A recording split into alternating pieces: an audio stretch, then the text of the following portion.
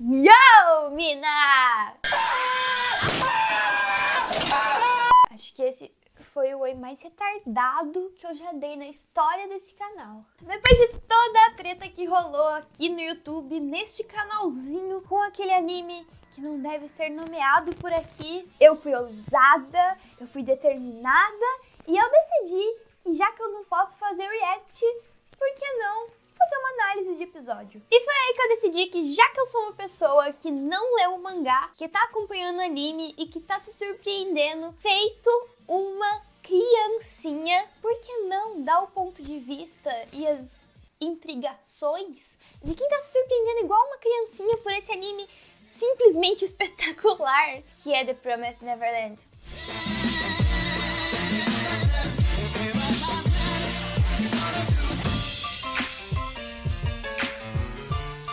Então, se por um acaso você perdeu o vídeo de react, não conseguiu assistir antes da nossa querida Sony dar um strike e tirar ele do ar, agora você vai poder assistir esse vídeo maravilhoso de análise desses 2 episódios já lançados de The Promised Neverland. E eu preparei algumas coisas muito intrigantes pra este vídeo, inclusive um roteiro bem gigante que eu vou precisar colar pra fazer ele. Eu tenho certeza que vai ter gente no comentário vindo falar: nossa, mas isso é ponto de vista de quem não leu o mangá. Eu acabei de falar que eu não li o mangá. Também agora que eu tô vendo o anime, eu não sei nem se eu quero ler o mangá, porque tá tão interessante ver o anime desse jeito. Ah, outra coisa muito importante antes desse vídeo começar. Eu tô analisando o primeiro e o segundo episódio. Então se você não assistiu esses episódios antes de assistir esse vídeo, é melhor você assistir os episódios, porque senão você vai tomar grandes spoilers. Pra você ter uma noção de como esse anime é muito bom, ele já começa de um jeito muito tenso. Isso porque a primeira cena do anime são as criancinhas lá naquela grade de onde eles saem, pra onde eles saem. E eles estão tendo um diálogo muito interessante, eles aparentemente, à primeira vista, parecem só crianças super fofinhas ali, conversando sobre uma proibição e... enfim. E aí é claro, né, que se você tá assistindo o anime pela primeira vez e você não sabe, não faz ideia do que vai rolar no anime, sem ler sinopse, sem nada como eu fiz, é claro que você não vai prestar atenção no que eles estão falando logo de cara e pensar nas entrelinhas do que eles estão falando. Mas, por mais que eles pareçam crianças fofinhas, é exatamente nessa cena, enquanto eles estão ali tendo uma conversa super boba, que tá rolando uma música de fundo que já mostra a tensão que vai rolar naquela parada.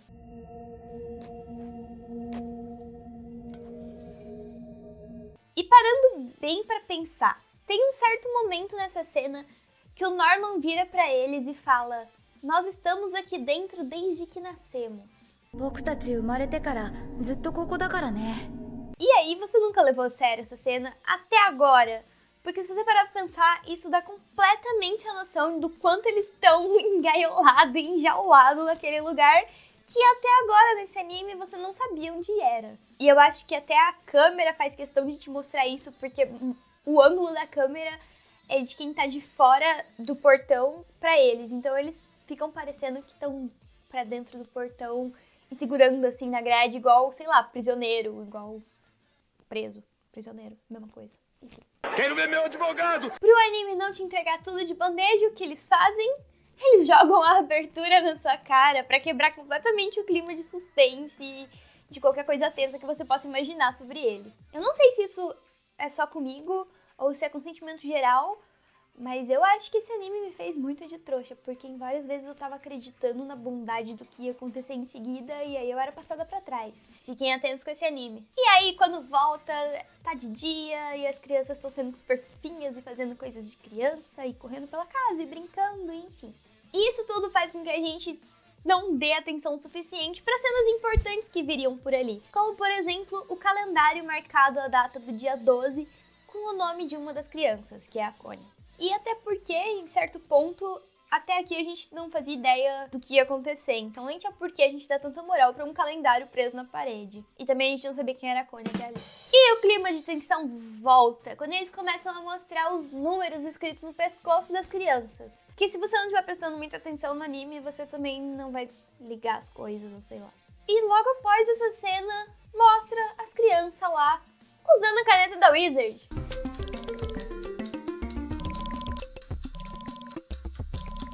Mas o mais tenso não é nem eles estarem usando a caneta da Wizard, Porque até então o anime parecia se passar numa época antiga e tal, e de repente eles estão lá com umas puta tecnologia. O mais estranho disso tudo é que eles estão fazendo tipo uma espécie de prova tecnológica, mas que ninguém fala o que eles estão fazendo e nem nada assim. Então você só tem ideia de que é uma prova mesmo.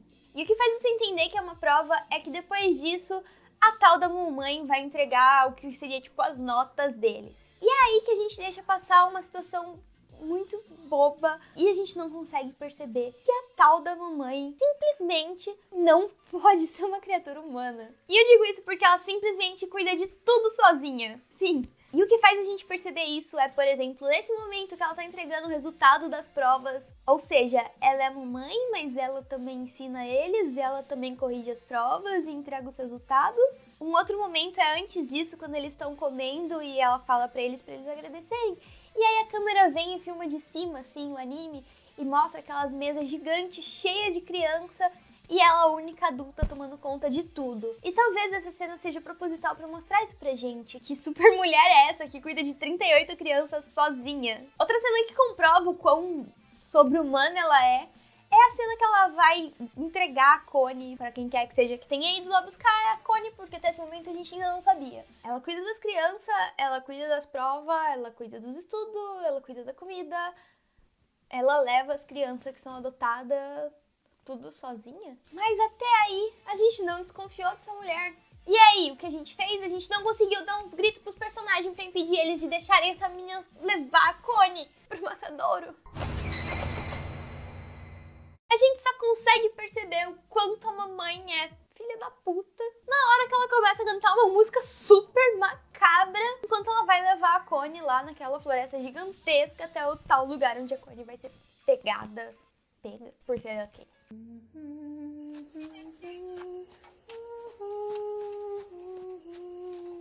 Mas é só depois que a gente descobre qual foi o cruel destino da Connie que a gente começa a prestar mais atenção na mamãe.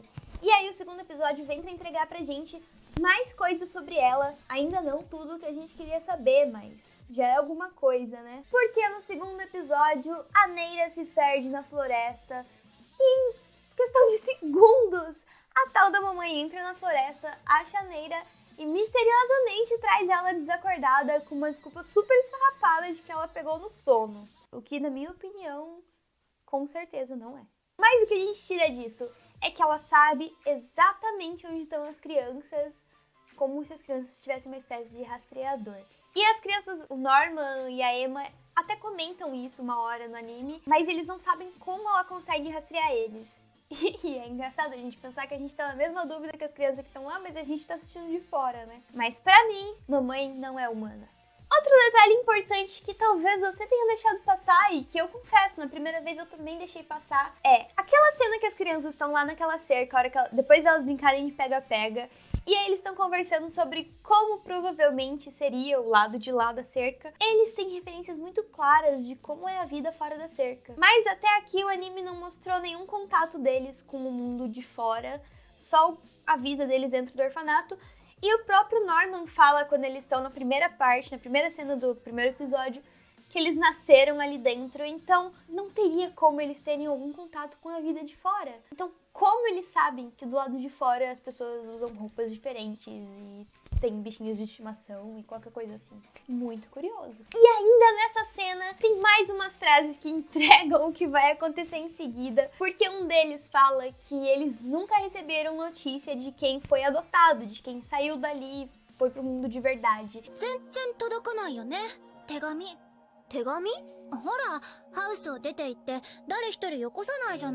Então eles não sabem muito bem se os caras que foram adotados estão bem ou não. Basicamente, essa fala seria algo do tipo: ninguém nunca morreu e voltou pra contar como é que era. E aí é chegada a hora deles levarem o Bunny de volta pra Connie. E é aí que esse anime mostra pra que ele veio no mundo em 2019. Pra mostrar que é um anime bom e de verdade, que se preze, se preocupa também com as câmeras que ele usa pra mostrar o anime. E sinceramente, no quesito qualidade de imagem, esse com certeza é um dos melhores animes que eu já vi. Assim que as crianças alcançam o portão onde a Connie entrou pra ir embora, e é onde eles estavam no começo do episódio, existe um trabalho de câmera com desfoque de fundo simplesmente incrível. incrível! E, na minha opinião, isso tudo tem uma função muito importante, que é até literal, que é dar foco para a parte principal da cena, que é o que tá acontecendo e que também é no que eles, os personagens, estão focados.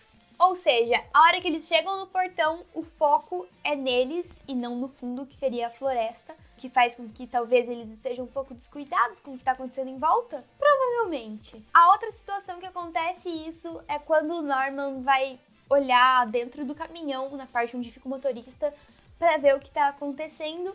E o fundo, mais uma vez, fica desfocado e o foco fica só no Norman e no caminhão, mostrando o quanto ele tá desatento com o que tá acontecendo atrás. E tem aquele momento em que a Emma para pra assistir a gota que tá caindo do cano cair.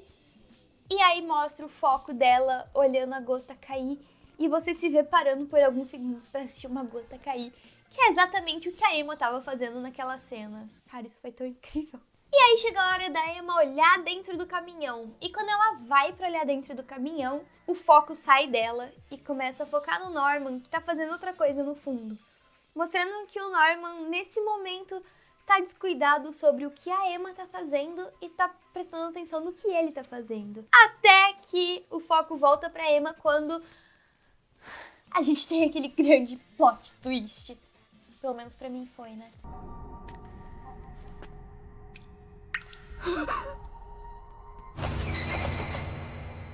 E por outro ponto também, toda essa brincadeira de foco e desfoque da câmera faz com que crie um clima de muito mais tensão pro plot twist da Connie lá.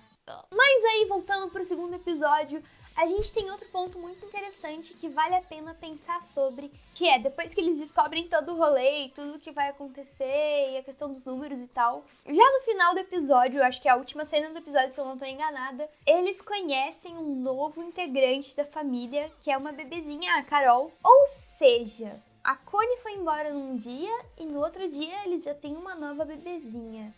A gente não conhece a história do anime antes disso, mas será que precisa sempre ter 38 crianças? Será que esse é um número importante? Mas outro ponto a se pensar sobre essa nova criança é, ela chegou na casa um bebezinho. Ela não nasceu ali. Então, de onde será que vêm essas crianças? Também, até agora, o único adulto é a mamãe, que a gente já tá desconfiando que seja um monstro. Onde estão os adultos nesse mundo? Será que só existem crianças órfãos? Será que essas crianças realmente são órfãos? E isso e muito mais você vê sexta-feira no Globo Repórter. E é isso aí, essa foi a minha análise dos episódios 1 e 2 de The Promised Neverland. Se você já leu o mangá, eu não quero que você me conte aqui nos comentários o que vai acontecer, porque eu tô muito feliz sendo impressionada por esse anime, por mais clichê e errado que isso seja. Eu tô feliz assim. Mas se você for deixar spoiler, não esqueça de deixar um alerta de spoiler nos comentários, como eu sempre peço por aqui. Não se esqueçam de deixar o seu like pra esse vídeo, se inscrever neste canal pra entrar pro lado colorido e mágico da força. E a gente se vê no próximo vídeo. Kiss!